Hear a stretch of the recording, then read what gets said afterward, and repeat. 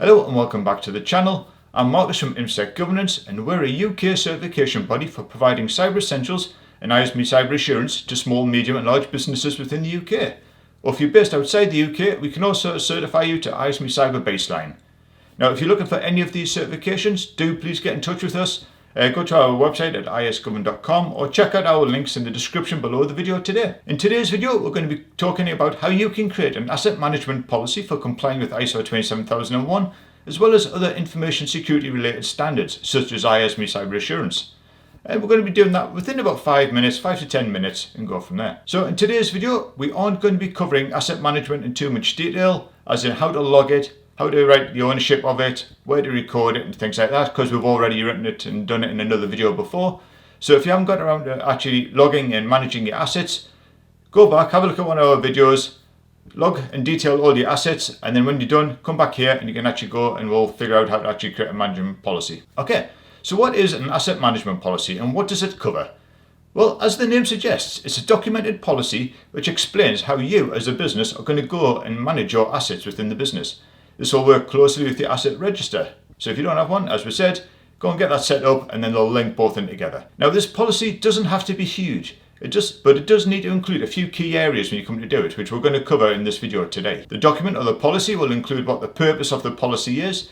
This should be at the start of your policy, and then you'll have a scope of what the policy is going to be covering, so what things and stuff like that. Then we're going to be looking at the inventory of your assets. How do you actually inventory them? So for your physical, virtual and potentially, paper-based assets and, software licensing and things like that. Then, once we've done that, we're going to be having a look at a section about ownership of assets. So who owns the assets? What do you do with them?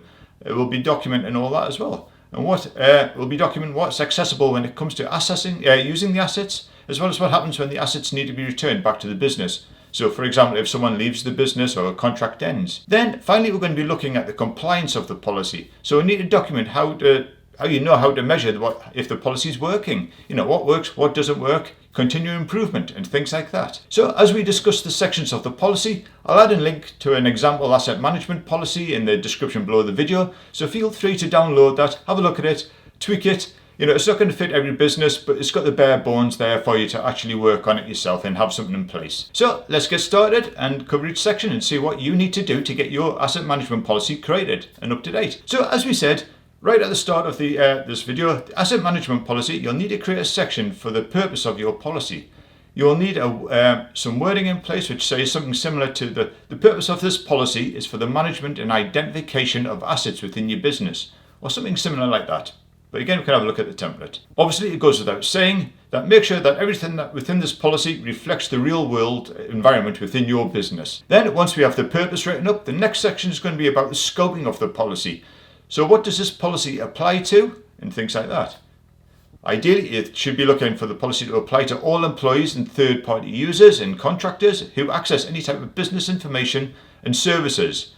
And you should also ensure that you include any company information such as physical and virtual assets, if needed, paper-based assets as well if you still use that. But that's purely dependent upon your business. So now that we have the scope agreed, you can work on the big part, the inventory of assets, mainly the physical and virtual assets within your business, and of course paper-based assets if you need it. Now this is going to play a part with the asset register. So this section can be broken up into a few sections. First we'll need to state what we're looking at for.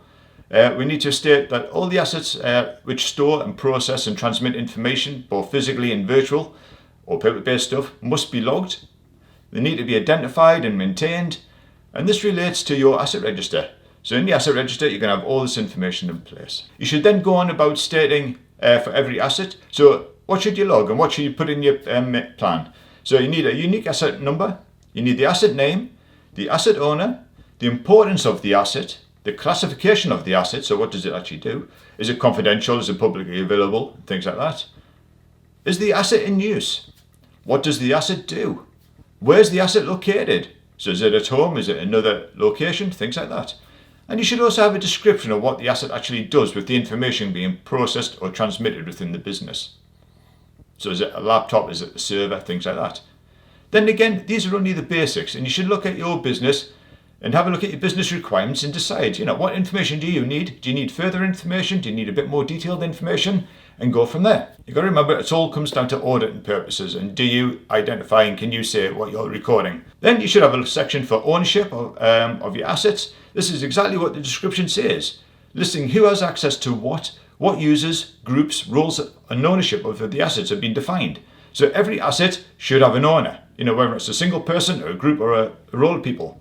This should cover all the assets that do have an owner, and that who owns it, who they're meant to be, and things like that.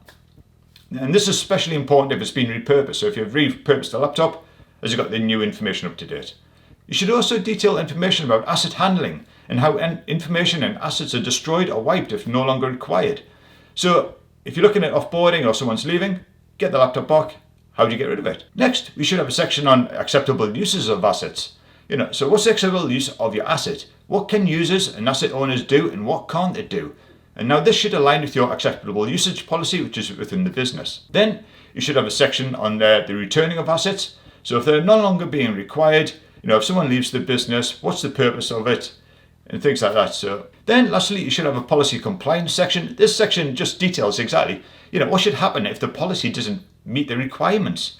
You should be reviewing your policies all the time. You should be updating them, reviewing them, and things like that. You should be able to identify, does this policy meet the requirements of the business? If it doesn't, is there any exceptions that you need to put in place? Are there any areas for improvement? So that's part of your continuous improvement plan and things like that. And that's it. As you can see, it doesn't take long to do the policy. It's not a big policy, but have a look at it. Feel free to download the one in the description below the video. Tailor it for your business and go from there. If you've got any questions, any queries, feel free to put it in the comments below the video and we'll get back to you. And with that, feel free to like the video if you enjoyed it, subscribe to the channel for more information like this, and we'll see you next time.